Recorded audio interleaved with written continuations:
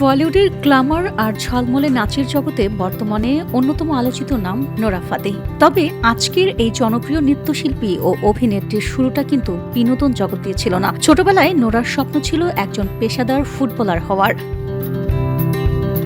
সম্প্রতি সামাজিক যোগাযোগ মাধ্যমে নিজের ফুটবলার হওয়ার সেই অপূর্ণ আকাঙ্ক্ষা ও বলিউড পাড়ায় নিজের জয়যাত্রার গল্প শুনিয়েছেন এই মরক্কো বংশোদ্ভূত সুন্দরী।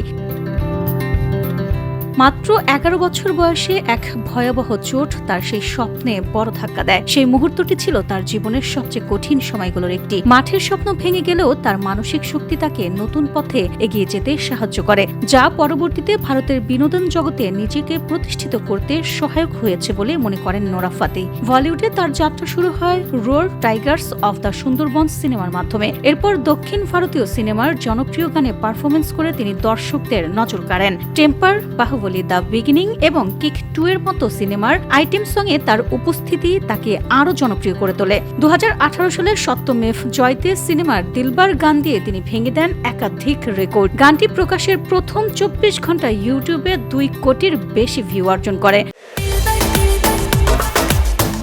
ফুটবলার হতে না পারলেও নোরা ফাতেহি এখন আন্তর্জাতিক মঞ্চেও সমানভাবে পরিচিত মুখ। 2022 ফিফা বিশ্বকাপে ফ্যান ফেস্টিভ্যালে পারফর্ম করার পাশাপাশি তিনি বিশ্বকাপ থিম সং লাইট দ্য স্কাইও কণ্ঠ দিয়েছেন। আজ তিনি শুধু বলিউড নয়, বিশ্ব বিনোদন অঙ্গনেও এক উজ্জ্বল নাম।